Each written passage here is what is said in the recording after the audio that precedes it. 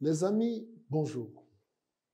Bienvenue à cette série documentaire, une série qui sera sur 3 vidéos. Et dans cette vidéo, je vous raconterai l'humiliation des négociants occidentaux sur le marché du poivre. Vous comprendrez que c'est possible parce que pendant longtemps, nous avons toujours cru que ces gens étaient des personnes super puissantes, des personnes avec des pouvoirs indescriptibles. Mais cette série de vidéos vous fera comprendre des choses extraordinaires. Vous comprendrez qu'à la fin, c'est des gens qui ne vivent que du bluff et qu'il suffit d'avoir un peu de jugeote pour pouvoir les mettre KO. Ceci dit, je vous demande de vous asseoir confortablement parce que après le jingle, vous apprendrez des choses extraordinaires. À tout de suite.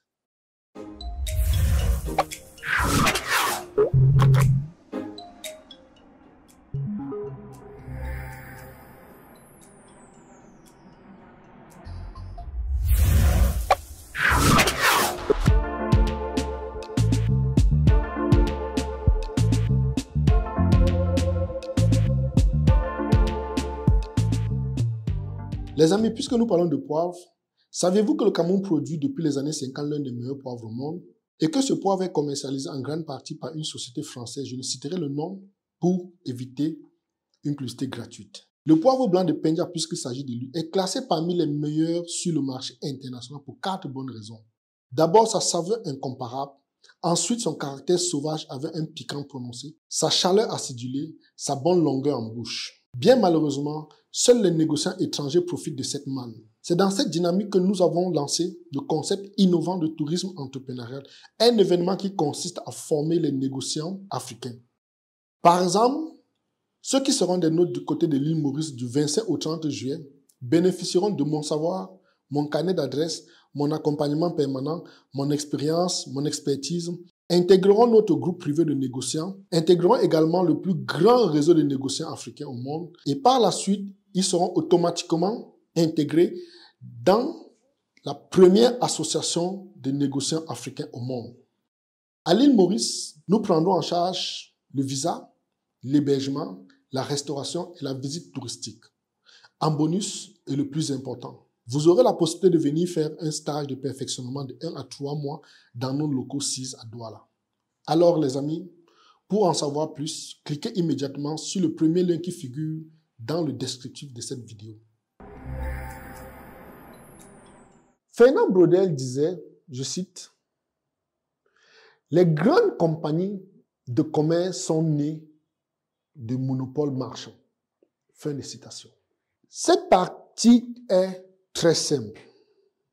Je dirais, cette citation résume en quelques mots le principe du capitalisme et la méthode de création des grandes multinationales. Chaque État choisit des groupes de banquiers ou marchands qu'il supporte afin de créer un monopole commercial sur une zone précise, découverte ou à découvrir.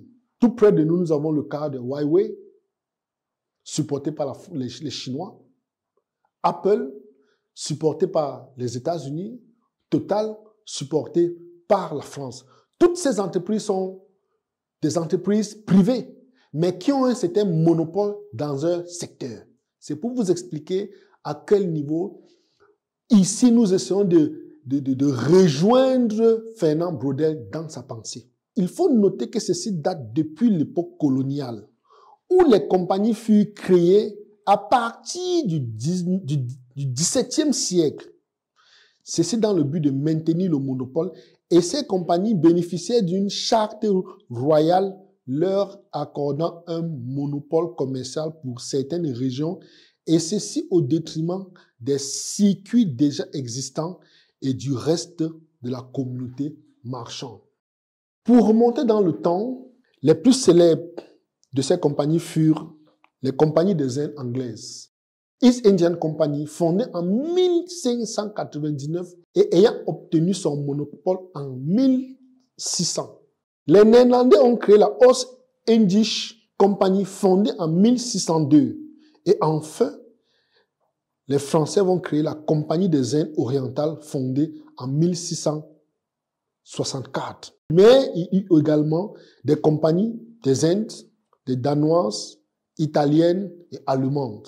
Si nous reprenons le cas du poivre, il est intéressant de noter que dès 1620, ce marché est dominé par la lutte des compagnies anglaises et néerlandaises. À partir de 1640, Amsterdam est la capitale incontestée du commerce de redistribution du poivre en Occident. Mais il faut comprendre que ça n'a pas cessé parce que bien plus longtemps, Amsterdam était toujours le point central. Et la fin de cette vidéo fera comprendre pourquoi la Hollande s'est retrouvée au centre et que la chute de l'Occident, la chute des négociants occidentaux est passée par là. Donc, je vous recommande de suivre jusqu'à la fin pour mieux comprendre certaines choses.